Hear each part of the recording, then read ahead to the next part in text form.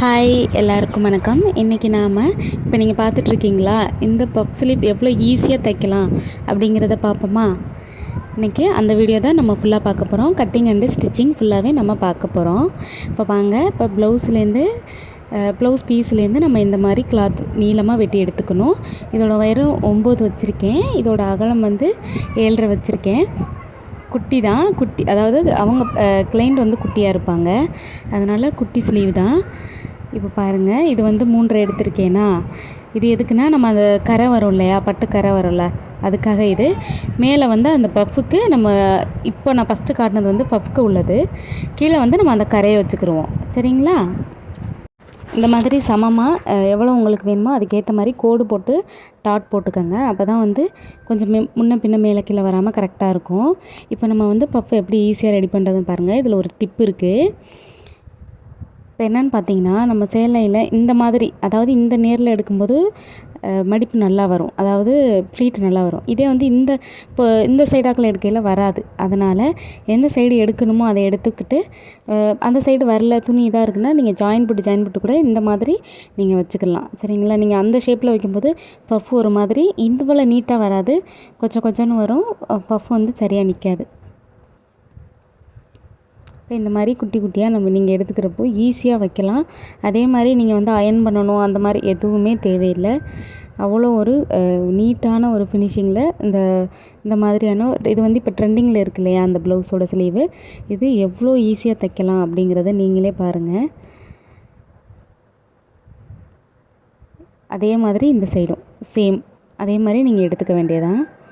இதோட உயரம் வந்து நீங்கள் எதுலேருந்து கோட்டு போட்டு நீங்கள் எடுத்திருக்கீங்களோ அதை விட கொஞ்சம் பெருசாக மட்டும் எடுத்துக்கோங்க. ரொம்பலாம் இவ்வளோ அளவெடுக்கணும் அவ்வளோ அளவெடுக்கணும் ரொம்ப போட்டு குழப்பிக்க வேண்டாம். ரொம்ப கேஷுவலாக சிம்பிளாகவே இந்த மாதிரியான ஸ்லீவ் தைச்சிடலாம். இப்போ ஒரு ஸ்லீவுக்கு ரெடி பண்ணிட்டோம். அடுத்த ஸ்லீவுக்கு அதே மாதிரி தான் நம்ம எடுத்துக்க போகிறோம்.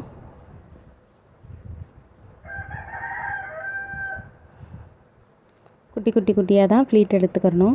ரொம்ப பெருசாக வைக்காதீங்க, அது வந்து நல்லா இருக்காது. எவ்வளவுக்கு முடியுமோ அவ்வளோக்கு குட்டியாக எடுங்க.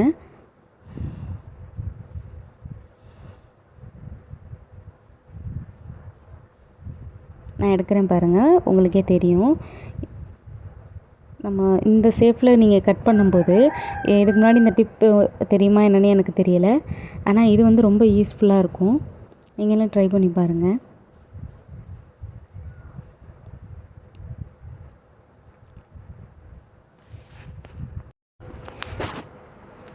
இந்த மாதிரி நீங்கள் ட்ரை பண்ணி பார்த்துட்டு கண்டிப்பாக எனக்கு கமெண்ட் பண்ணுங்கள். ரொம்ப ஈஸியாக நம்ம இந்த மாதிரியான ஸ்லீவ்ஸ்லாம் நம்ம தைக்க முடியும். இது வந்து நீங்கள் பார்த்தீங்கன்னா, இப்போது எந்த சைடுமே எனக்கு பிசுறும் தட்டாது, உள்ளே வெளியே எங்கேயுமே தட்டாது. எவ்வளோ ஒரு நீட்டான ஒரு ஃபினிஷிங் உங்களுக்கு நான் இன்றைக்கி சொல்லித்தரேன்னு மட்டும் நீங்கள் பாருங்கள். இப்போ நம்ம அந்த மாதிரி கோடு போட்டு வச்சுருக்கோம் இல்லையா, ஒரு ஸ்லீவ் எடுத்துக்கோங்க. இப்போ நம்ம வந்து ஃப்ளீட் எடுத்து வச்சுருக்கோம்ல, அதை வந்து மேல் போர்ஷனில் அப்படியே வச்சு அப்படியே தைச்சிருங்க. இதுக்காக நீங்கள் இது தனியாக அது தனியாக லைனிங்லாம் வெட்ட வேண்டாம், அது வந்து ஃபினிஷிங் நல்லா இருக்காது. இது வந்து ரொம்ப நீட்டாக அழகாக இருக்கும்.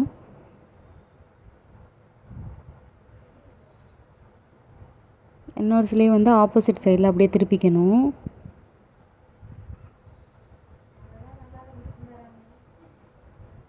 அதே மாதிரி திருப்பிக்கிட்டு அதே மாதிரி ஒரு பெரிய லைன் போட்டுக்கோங்க, கோடு போட்டுக்கோங்க. அதே மாதிரி மேலே வச்சு அப்படியே தைக்க வேண்டியதான்.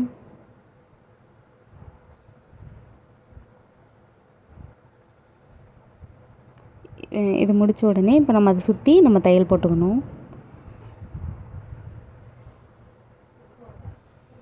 இப்போ தையல் இதே மாதிரி தான் நான் எப்படி இது மேலே போடுறேனோ அதே மாதிரி எங்கிட்ட இழுக்கக்கூடாது, எதுவுமே பண்ணக்கூடாது. அப்படியே வச்சு லைன் போட்டுருங்க. அப்படியே நீங்கள் தைச்சிருங்க.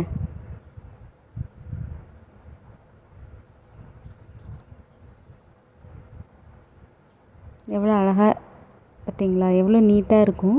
நீங்களே ஃபுல்லாக பாருங்கள். ரொம்ப ரொம்ப ரொம்ப ஈஸியாக இந்த ஸ்லீவ் வந்து நீங்கள் தைக்கலாம்.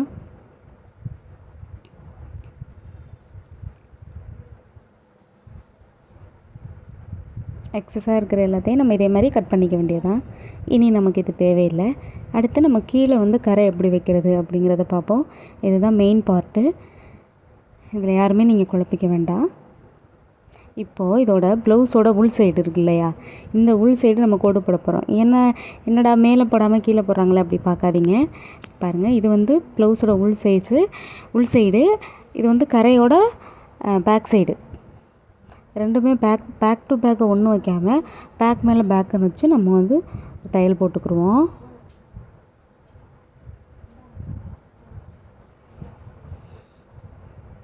அதே மாதிரி இன்னொரு ஸ்லீவுக்கும் அதோட பேக் சைடு இதே மாதிரி நம்ம வச்சு தைச்சிக்குவோம்.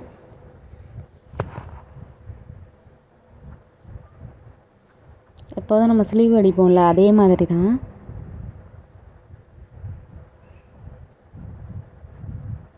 பாருங்கள்,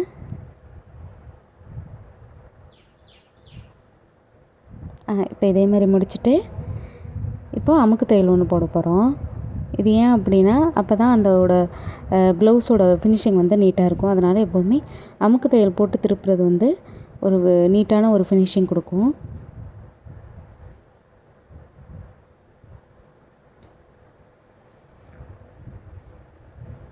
இந்த கையும் அதே மாதிரி அமுக்கு தையல் போட்டு தைச்சிக்க வேண்டியதான்.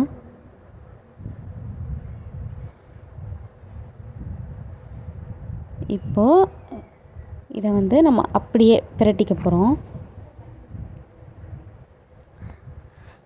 மறுபடி இப்போ நம்ம மேல் தையல் போட போகிறோம்.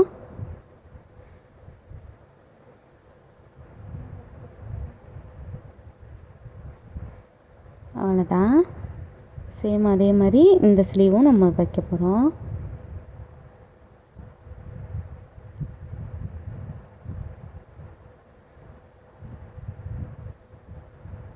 ரொம்ப நேரம்லாம் யோசிக்காமல் எப்படி அப்படி யோசிக்காமல், இந்த பெருசாக இருக்குதுல்ல, அதனால் கொஞ்சத்தை கட் பண்ணி விட்டுட்டேன். கட் பண்ணி விட்டுட்டு லைட்டாக மட்டும் மடக்கி அடிக்கிற அளவுக்கு மட்டும் இருந்தால் போதும். அந்த உயரத்துக்கு அப்படியே ஒரு மடக்கி ஒரே ஒரு தையல் போட்டால் போதும். இதுக்கு மேலே உங்களுக்கு ஏதாவது ஸ்டோன் வேணும், இல்லை நான் வந்து லேஸ் அடிப்பேன் அப்படின்னா நீங்கள் உங்களோட விருப்பப்படி அடிச்சுக்கலாம். நான் இந்த ப்ளவுஸே ரொம்ப நல்லா ஜிகுன்னு தான் இருக்குது. இதுக்கு வந்து எக்ஸ்ட்ரா எதுவும் போட வேண்டாம் அப்படிங்கிறதுக்காக நான் அதெல்லாம் விட்டுட்டேன். எவ்வளோ அழகாக, எவ்வளோ சீக்கிரமாக, ரொம்ப குழப்பம் இல்லாமல் எவ்வளோ தெளிவாக நம்ம தைக்கலாம் பார்த்தீங்களா? இந்த மாதிரியான வீடியோஸ்லாம் பார்க்கணும் அப்படின்னா நீங்கள் என்னோடய சேனலை சப்ஸ்கிரைப் பண்ணி வச்சுக்கோங்க. இன்னும் ஈஸியாக எவ்வளோ ஸ்லீவ், எவ்வளோ டிசைன்ஸ் எப்படி தைக்கலாம் அப்படிங்கிற வீடியோஸ் நான் கண்டிப்பாக அடுத்தடுத்து அப்லோட் பண்ணுறேன். 2 ஸ்லீவும் நம்ம முடிச்சிட்டோம். இதில் இன்னொரு டிப்பும் இருக்குது. அடுத்து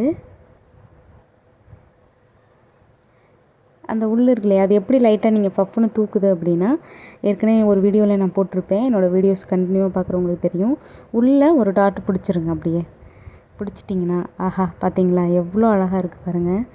எதுவுமே குழப்பம் இல்லாமல் ஒரு 10 நிமிஷத்தில் ஒரு சிம்பிளாக இவ்வளோ நீட்டான ஒரு ப்ளவுஸ் ஃபினிஷ் பார்க்க முடியுமா?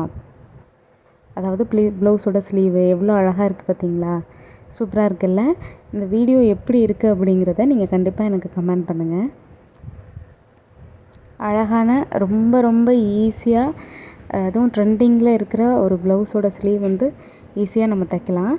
Okay, thank you. என்னோடய வீடியோஸ் எல்லாமே உங்களுக்கு பிடிச்சிருந்துச்சுன்னா சப்ஸ்கிரைப் பண்ணுங்கள், ஷேர் பண்ணுங்கள், லைக் பண்ணுங்கள். தேங்க்யூ.